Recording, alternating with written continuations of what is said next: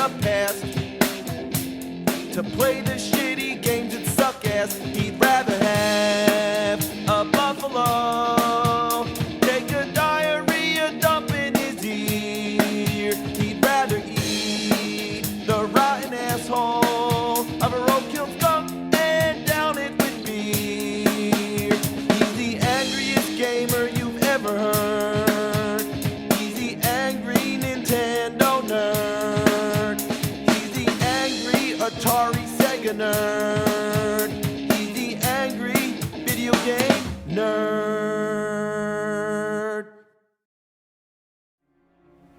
I've been called upon to take care of business once again. Apparently, there is a game worse than big rigs. Worse than Dr. Jekyll and Mr. Hyde. Worse than Crazy Bus or Desert Bus. It is known as Hong Kong 97, and I've been getting requests for it up the ass. The requests are so far up the ass, it's time to shit them out.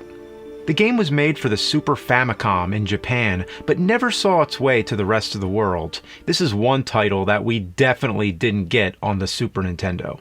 It was made by Happysoft. Happysoft was most famous for making Hong Kong 97, their one and only masterpiece. On this one occasion, they rose from the depths of hell, excreted this unholy turd onto the earth, and then descended back to where they came. Supposedly, the game was so horrible, it barely even came out on the Super Famicom at all. Stores rejected it, and its release status is a mystery. It's so rare that to this day, not a single cartridge or physical copy has shown up at all. I can't even find a picture of one. So the only way I can experience this game is the same way as the rest of the internet.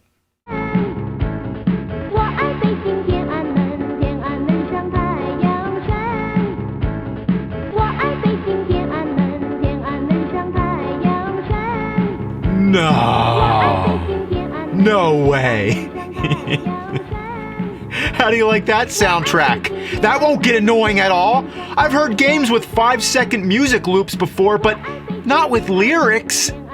There's options for 3 different languages. Strange considering how the game didn't travel very far, at least not until the internet got a hold of it. Alright, I'm picking English. We will sell your original SNES games. 1/3 of the gross profit will be yours. We welcome games of any kind.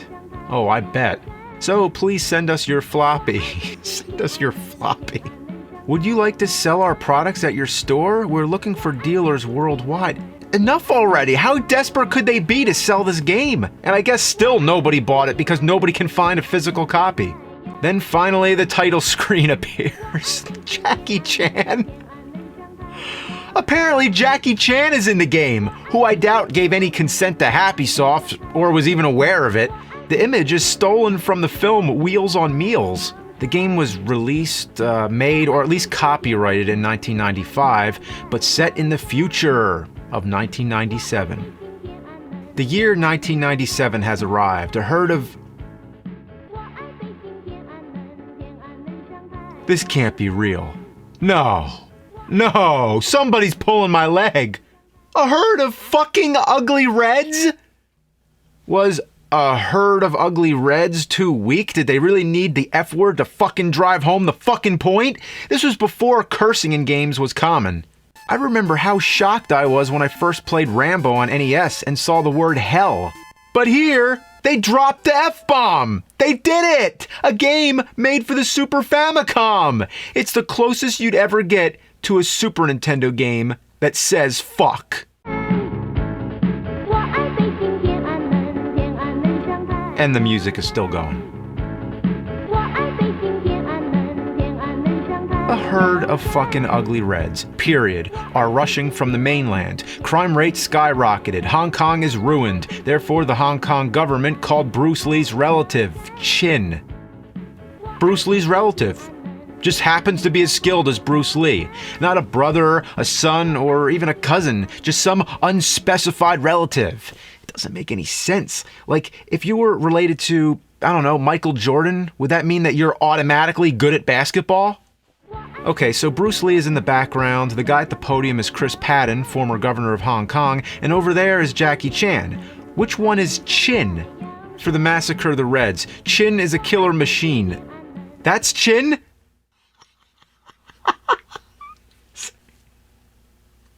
It's Jackie Chan playing Bruce Lee's relative Chin. Oh, Chin. What a name. Could it be any more common? Oh, wipe out all 1.2 billion of the red communists.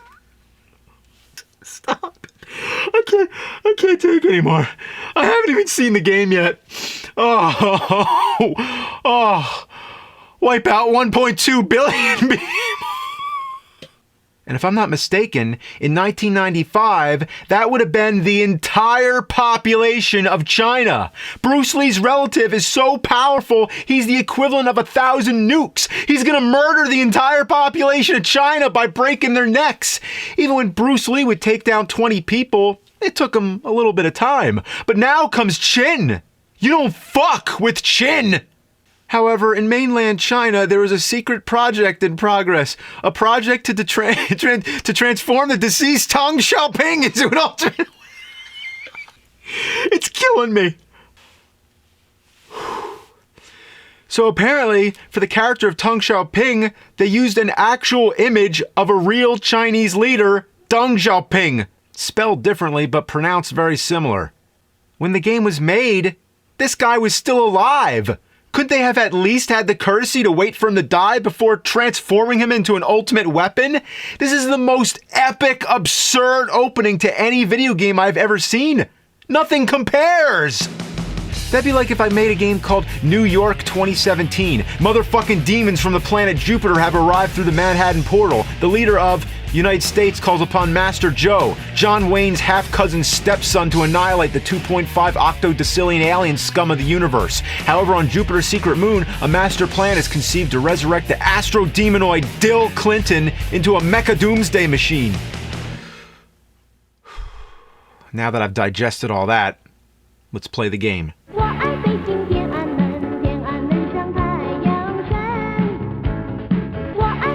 One hit and the game's over. Why would I expect anything more? No. Oh, please. I hope that's not a real dead body. No, there's no way they'd have such bad taste. That's gotta be an actor. Or we're looking at some guy who died on that date and time in 1992. Oh, this couldn't get the Nintendo endorsement? I'm so shocked that this didn't come out on Super Nintendo. Every time you die, it resets the whole game. You have to go through the whole introduction again. This is almost as tedious as Castlevania Symphony of the Night. Great game, but you have to wait through a long, drawn-out game over screen just to get back to the title screen, select your file, and load the game all over again. That is some fucking bullshit. But this is a game that isn't even good. Not even close. And no, the song never stops.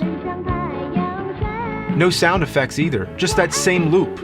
Even when the game restarts, it doesn't interrupt it. The song never needs to reboot.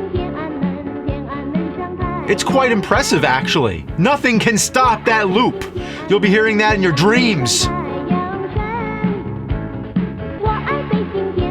So let's talk about what's happening here. Obviously, it's a 2D shooter, nothing more to say. What you see is what you get.